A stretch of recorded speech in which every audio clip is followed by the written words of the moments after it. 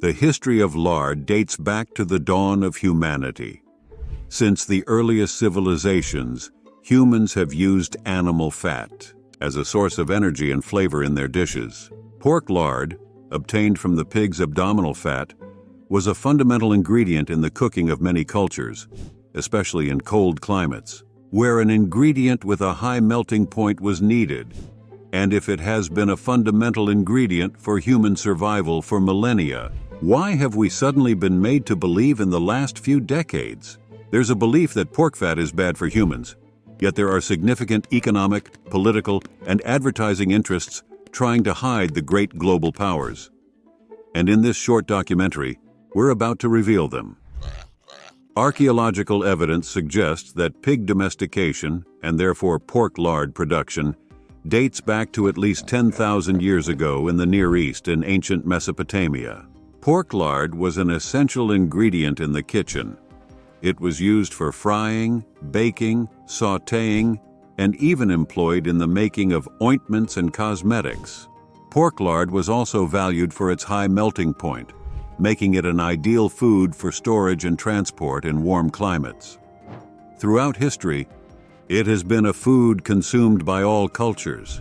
It spread across Europe and Asia through trade routes and migrations. In ancient Rome, pork lard was a popular ingredient in making sausages and sausages. During the Middle Ages, pork lard was a staple food in European cuisine, especially in rural areas, where fresh meat was scarce. Nevertheless, the demonization of lard began only in the mid-20th century. Its consumption began to decrease due to the growing propaganda about its supposed causal association with cardiovascular disease. However, current scientific evidence does not fully support this belief. In fact, it was all a marketing facade. At the beginning of the 20th century, Procter & Gamble, he was looking for ways to optimize his soap production and to do something with the company's huge supply of cottonseed oil. Since the invention of the light bulb, it led to a decrease in the demand for candles that this company produced. Procter & Gamble invested in new technology called hydrogenation, which turned cottonseed oil into a thick and pearly substance, what we know today as hydrogenated vegetable oil. Procter & Gamble named it Crisco. This was around 1910, just a few years after the premiere of The Jungle, a fiction novel by Upton Sinclair, a famous novelist. In his novel, he demonized meat consumption and highlighted concerns about the hygiene in its preparation. Procter & Gamble capitalized on the hatred this novel generated in the American public towards meat consumption and its derivatives, including lard, and that's how Crisco was positioned. Their new vegetable oil as a healthy alternative to replace lard. Their advertising campaign was an instant success, and the rest, as they say, is history. Unfortunately, more than 100 years later, we're just finding out that vegetable oil is likely the most harmful and dangerous type of oil for our body, due to its high content of trans fats. I have a documentary talking about the subject. Make sure to check it out. But well, let's get back to our main topic. Is pork lard really that bad for our health? How have they made us believe it for more than 100 years? The answer is no. It is true that lard contains a high percentage of saturated fats. In the past, it was believed that saturated fats raised LDL cholesterol, bad blood, which increased the risk of heart disease. However, recent research has shown that the relationship between saturated fats and cholesterol, LDL, is more complex than thought. I'll do my best to explain it simply. Saturated fats don't always raise LDL cholesterol. Their impact depends on the type of saturated fat, the amount consumed, and the overall diet composition. Long-chain saturated fats found in red meats and dairy products can raise LDL cholesterol, while short-chain ones, found in coconut, palm oil, seems to have a neutral or even positive effect.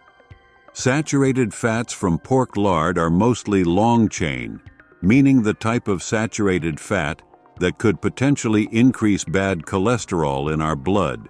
However, lard also contains a significant amount of monounsaturated fats, 40%, and polyunsaturated fats, 10%, which are considered beneficial for cardiovascular health. In summary, 60% of lard is made up of fats that have been proven to be good for the heart, and 40% is made up of fats that could hypothetically, if you also have a poor diet, it can raise bad cholesterol in our blood.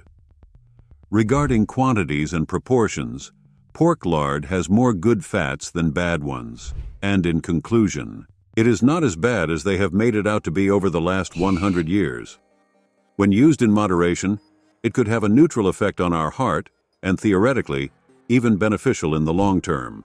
However, more studies are needed to prove this claim. What is certain is that it is a better option for cooking than vegetable oil. That is, the oil that comes from cottonseed, sunflower, or canola, since these oils are actually the most harmful for your cardiovascular health. Contrary to popular belief, lard offers a number of health benefits when used in moderation. It is a rich source of vitamins A, D, and E, essential for the immune system, eye health, and calcium absorption.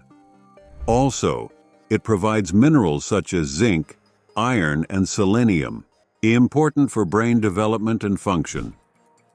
In recent years, the link between lard and heart health has been reassessed. Recent studies, they have shown that, when consumed in moderation, pork lard does not increase the risk of heart disease.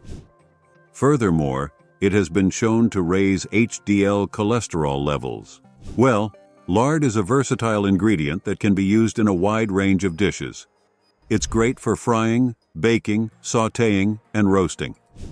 Its rich and deep flavor adds a special touch to meats, vegetables, and desserts.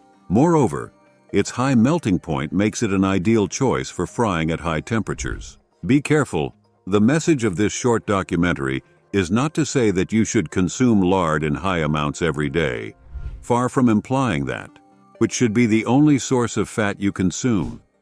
Your diet should be rich in lean and white meat proteins, such as chicken and fish or unprocessed red meat, no sausages, no hot dogs, and no deli meats. Besides, you should completely cut out carbs from your diet, meaning sweets, sugar, and cakes. But above all, you must balance the type of fats you consume. Olive oil is an excellent source of non-vegetable fat. Remember, olives are fruits, and this oil has good health benefits, just like avocado oil. Let me know what topic you'd like my next video to be about. When I reach 1,000 comments, I'll get down to work.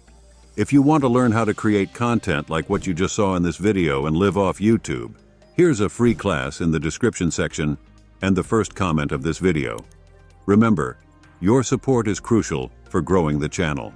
You can buy your Tuvi membership for very little money and access all the benefits we offer our members. I really appreciate it.